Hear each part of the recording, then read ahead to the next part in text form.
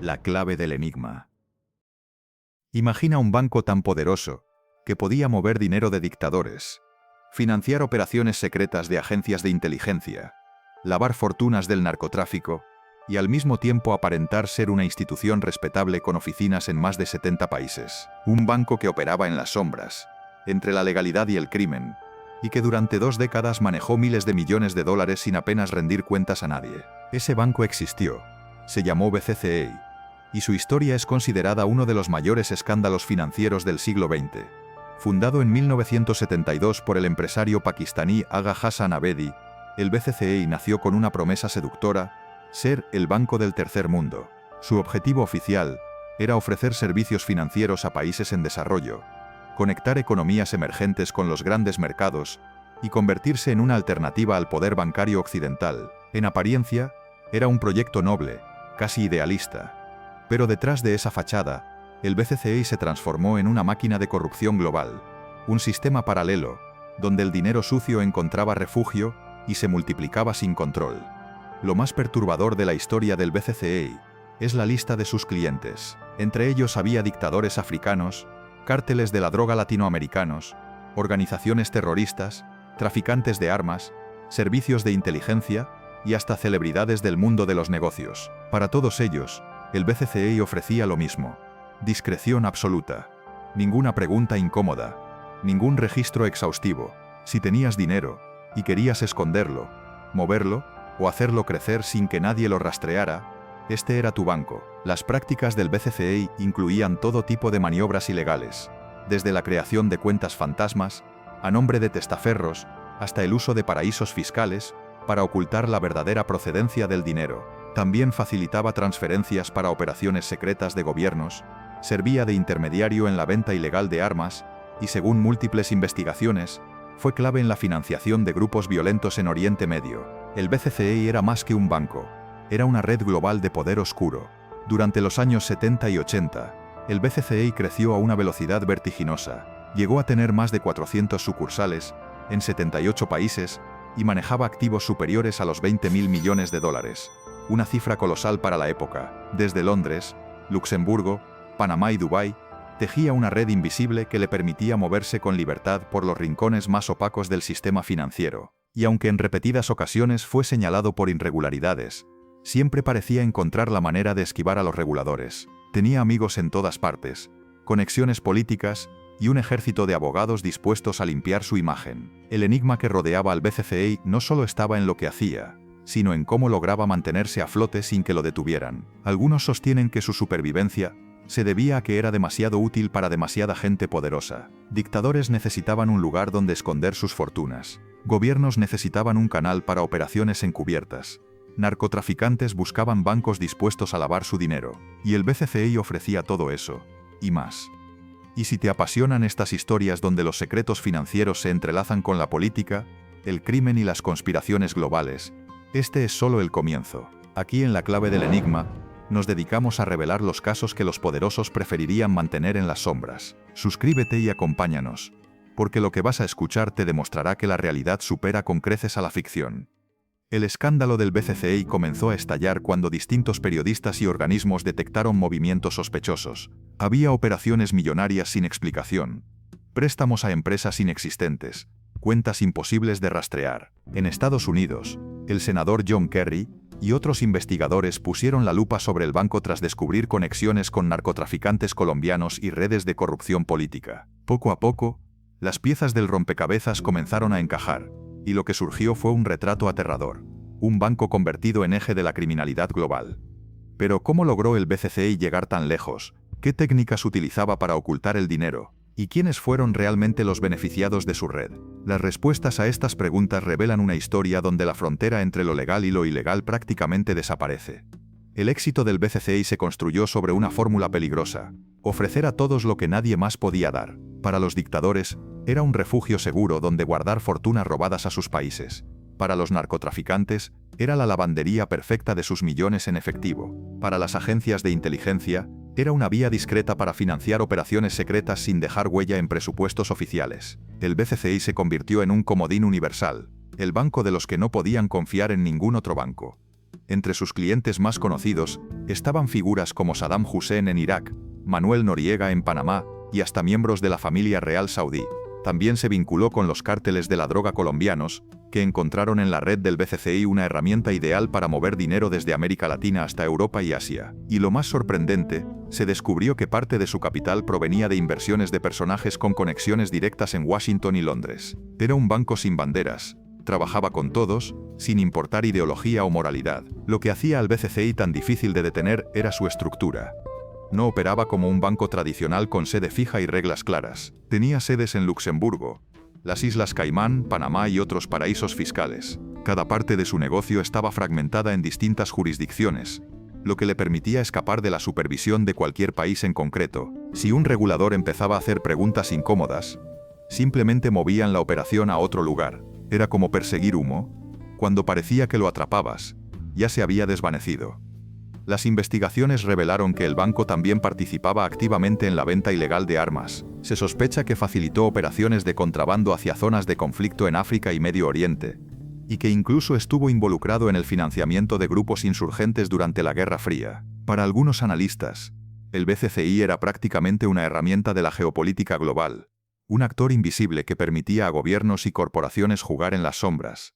Pero no todo eran operaciones de gran escala. El BCCI también se convirtió en el banco de elección para millonarios que simplemente querían evadir impuestos. Grandes fortunas depositaban su dinero en cuentas secretas, sabiendo que nadie les haría preguntas. Esta mezcla de narcotraficantes, dictadores, terroristas, espías y empresarios respetables era lo que hacía al BCCI único.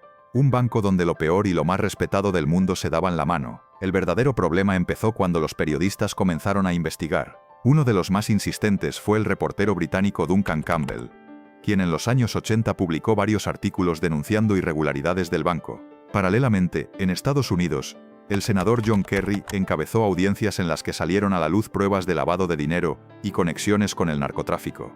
Los medios empezaron a hablar del BCCI como el banco más corrupto del mundo, y la presión pública obligó a los reguladores a prestar atención. Sin embargo, desmantelar al BCCI era más complicado de lo que parecía. Su red estaba tan entrelazada con intereses políticos y financieros que cerrarlo significaba exponer a demasiada gente poderosa. Algunos creen que esa es la razón por la que el escándalo tardó tanto en explotar. Había demasiado en juego, demasiadas figuras influyentes que podían caer si se revelaba toda la verdad. Mientras tanto, dentro del propio banco la corrupción se había normalizado. Ejecutivos creaban empresas fantasma para justificar préstamos, los auditores eran sobornados, y los balances eran manipulados para ocultar agujeros financieros. El BCCI era un castillo de naipes sostenido por engaños, favores políticos y dinero sucio. Y como todo castillo de naipes, tarde o temprano tenía que caer.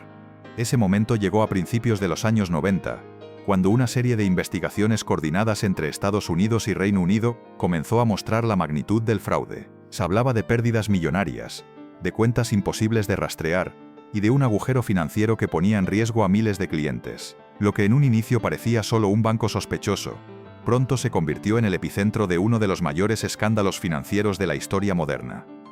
El BCCI estaba tambaleando, y los secretos que guardaba amenazaban con arrastrar a todos los que alguna vez hicieron negocios con él. ¿Cómo reaccionarían los gobiernos? ¿Quiénes serían expuestos?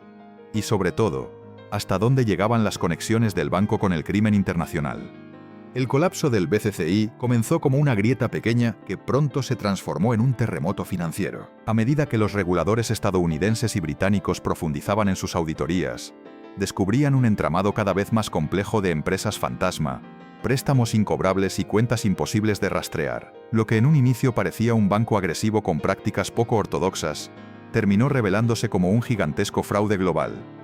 En 1991, las autoridades británicas y estadounidenses ordenaron el cierre inmediato del banco. Miles de empleados quedaron sin trabajo, millones de clientes perdieron su dinero, y un océano de secretos salió a la luz. Se estima que el BCCE había desviado más de 20.000 millones de dólares, una cifra colosal para la época. El escándalo fue tan grande que algunos lo calificaron como la mayor quiebra fraudulenta en la historia de la banca. Los documentos incautados mostraban lo inimaginable. Había pruebas de que el banco había lavado dinero para los cárteles colombianos, financiado operaciones ilegales de la CIA durante la Guerra Fría, colaborado con dictadores africanos y facilitado transferencias para traficantes de armas. El BCCE no era simplemente un banco corrupto, Era el epicentro de una red que conectaba a gobiernos, criminales y servicios secretos. Uno de los casos más polémicos fue la supuesta relación del BCC con Osama Bin Laden y su familia. Algunos informes sugieren que el banco fue utilizado para financiar operaciones en Afganistán durante la guerra contra la Unión Soviética,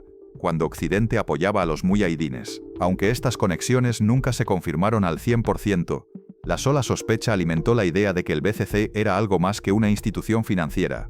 Era un engranaje oculto en la maquinaria de la geopolítica mundial. La investigación en Estados Unidos fue encabezada por el senador John Kerry, quien en sus audiencias reveló cómo el banco había actuado como un banco criminal global. Kerry señaló que el BCC era responsable no solo de corrupción financiera, sino también de facilitar actividades criminales a gran escala. Sus palabras quedaron grabadas.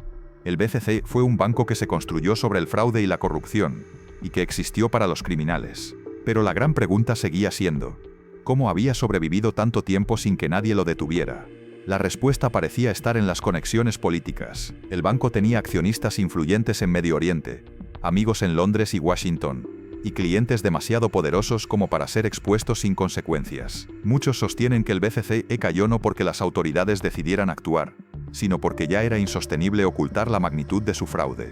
Aún así, las repercusiones fueron limitadas. Varios ejecutivos fueron arrestados y condenados, pero muchos de los responsables principales escaparon sin grandes consecuencias. Los dictadores que habían utilizado el banco conservaron sus fortunas.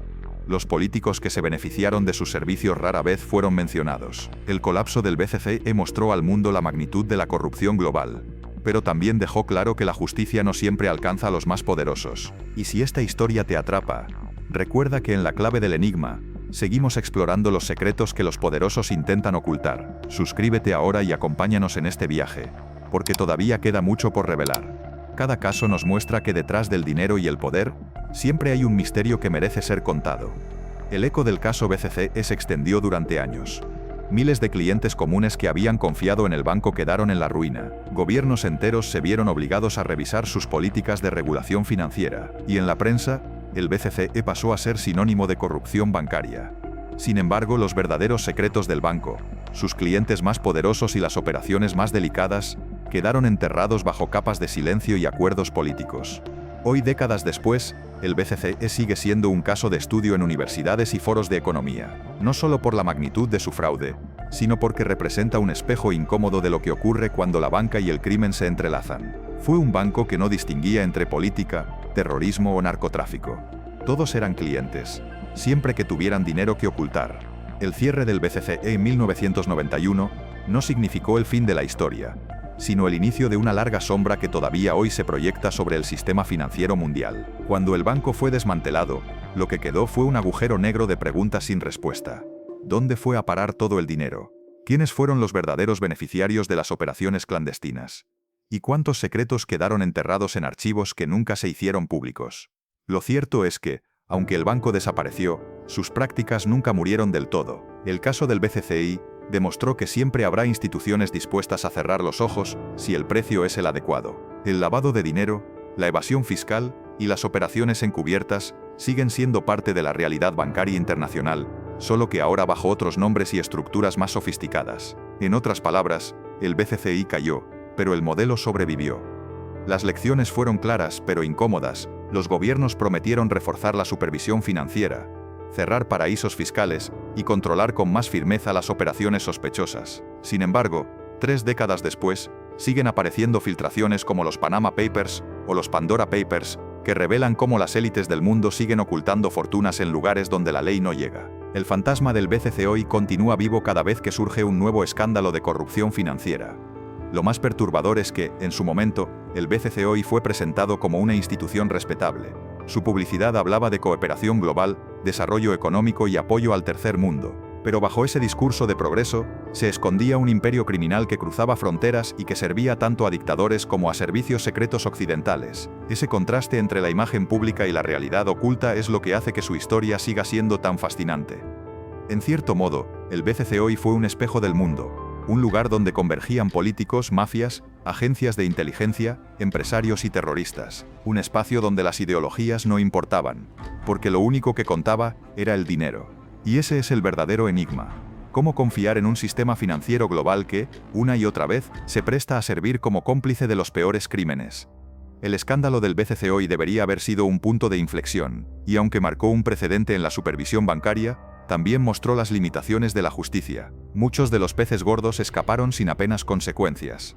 El banco fue cerrado, sí, pero los dictadores conservaron sus fortunas. Los cárteles encontraron nuevas rutas para lavar dinero y las agencias de inteligencia simplemente buscaron otros canales para financiar sus operaciones. El tablero cambió, pero el juego siguió siendo el mismo.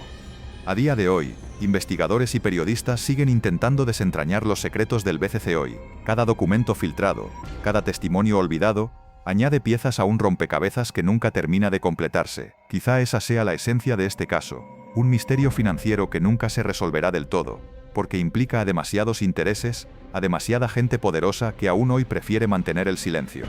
En La Clave del Enigma creemos que casos como este deben recordarse, porque no se trata solo de un banco corrupto del pasado, sino de una advertencia constante sobre cómo funcionan los engranajes del poder en la sombra. El BCCI fue el banco más corrupto de la historia, pero sobre todo fue la prueba de que, en el mundo del dinero, la línea entre lo legal y lo ilegal es mucho más fina de lo que imaginamos. Y así cerramos este capítulo, pero no el enigma, porque si un banco pudo convertirse en la caja negra de la criminalidad global, ¿qué otras instituciones estarán hoy jugando el mismo papel en silencio? La próxima historia puede ser aún más inquietante, y aquí estaremos para contarla.